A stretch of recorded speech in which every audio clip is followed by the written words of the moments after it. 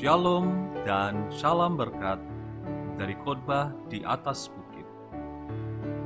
Berikanlah kami pada hari ini makanan kami yang secukupnya. Matius 6 ayat 11. Setengah bagian pertama dari doa yang telah diajarkan Yesus kepada kita ialah mengenai nama, kerajaan dan kehendak Allah, bahwa namanya dapat dihormati, kerajaannya didirikan, kehendaknya terlaksana. Apabila engkau telah membuat pelayanan Allah perhatianmu yang pertama, engkau dapat memohon dengan keyakinan bahwa keperluanmu sendiri dapat disediakan. Jika engkau telah menyangkal dirimu dan menyerahkannya kepada Kristus, engkau adalah anggota keluarga Allah, dan segala sesuatu yang ada di dalam rumah Bapa adalah untukmu. Seluruh perbendaharaan Allah terbuka bagimu, baik yang ada di dunia sekarang maupun yang ada di dunia yang akan datang. Pelayanan para malaikat, karunia Roh Kudus, upaya para pelayannya, semuanya bagimu. Dunia dengan segala yang ada di dalamnya adalah untukmu sejauh itu menjadi kebaikan. Bahkan permusuhan orang jahat pun akan terbukti sebagai suatu berkat oleh mendisiplinmu untuk surga. Jika kamu adalah milik Kristus, segala sesuatu adalah milikmu. 1 Korintus 3 ayat 23 dan 21. Tetapi engkau adalah sebagai seorang anak yang belum ditempatkan dalam pengendalian warisannya. Allah tidak mempercayakan kepadamu milikmu yang berharga, agar setan dengan seninya yang licik tidak akan memperdayakan engkau, seperti yang dia lakukan kepada pasangan suami istri pertama di Eden. Kristus mempertahankannya bagimu selama melewati jangkauan perusak. Seperti anak, engkau akan menerima hari demi hari apa yang diperlukan untuk kebutuhan hari itu. Tiap hari engkau harus berdoa, berikanlah kami pada hari ini makanan kami yang secukupnya. Janganlah cemas jika keperluan esok tidak cukup. Engkau memperoleh jaminan janjinya. Diamlah di negeri dan berlakulah setia. Ia akan memberikan kepadamu apa yang diinginkan hatimu. Dulu aku muda, sekarang telah menjadi tua, tetapi tidak pernah kulihat orang benar ditinggalkan atau anak cucunya meminta-minta roti. Mazmur 37 ayat 3 dan ayat 25. Allah yang menyuruh burung gagak untuk memberi makan Elia di sungai Kerib tidak akan meninggalkan seorang pun dari anak-anaknya yang setia dan mengorbankan diri. Akan dia yang berjalan dengan benar ada tertulis, rotinya disediakan, air minumnya terjamin. Mereka tidak akan mendapat malu pada waktu kecelakaan, dan mereka akan menjadi kenyang pada hari-hari kelaparan. Ia yang tidak menyayangkan anaknya sendiri, tetapi yang menyerahkannya bagi kita semua, bagaimanakah mungkin ia tidak mengaruniakan segala sesuatu kepada kita bersama-sama dengan dia? Yesaya 33 ayat 16 dan Mazmur 37 ayat 19, Roma 8 ayat 32. Dia yang meringankan kekhawatiran dan kecemasan ibunya yang janda dan menolongnya untuk mengurus rumah tangga di Nazaret. Simpati dengan setiap ibu dalam pergumulannya untuk menyediakan makanan anak-anaknya. Dia yang merasa kasihan melihat orang banyak karena mereka lelah dan terlantar.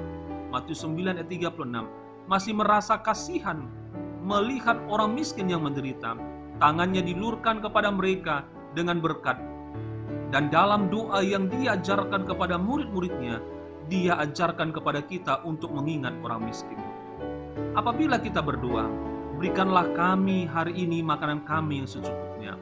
Kita meminta untuk orang-orang lain maupun untuk diri kita, dan kita akui bahwa apa yang diberikan Allah kepada kita bukanlah untuk diri kita sendiri. Allah memberikan kepada kita dengan kepercayaan bahwa kita bisa memberi makan orang-orang lapar. Oleh kebaikannya ia telah memelihara orang miskin.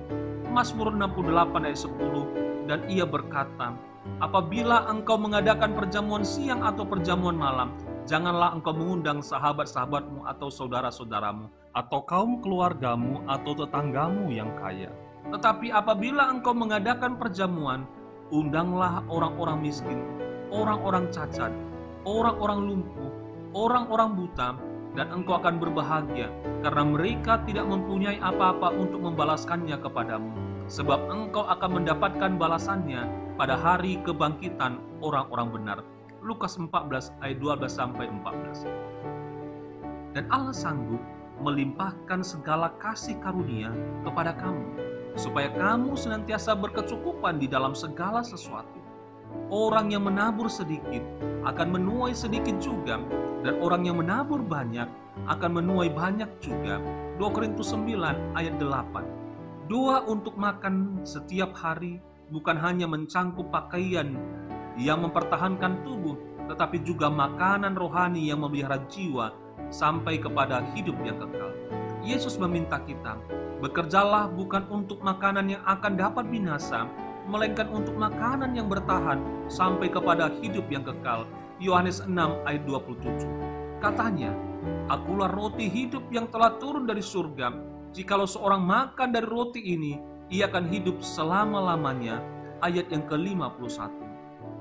Juru selamat kita adalah roti hidup, dan adalah oleh melihat kasih-Nya, oleh menerimanya ke dalam jiwa, sehingga kita hidup dari roti yang turun dari surga. Kita menerima Kristus melalui firman-Nya, dan Roh Kudus diberikan untuk membuka firman Allah kepada pengertian kita dan membawa kebenarannya kepada hati kita. Kita harus berdoa hari demi hari agar apabila kita membaca firman-Nya, Allah akan mengutus Roh-Nya untuk menyatakan kepada kita kebenaran yang akan menguatkan jiwa kita untuk keperluan hari ini.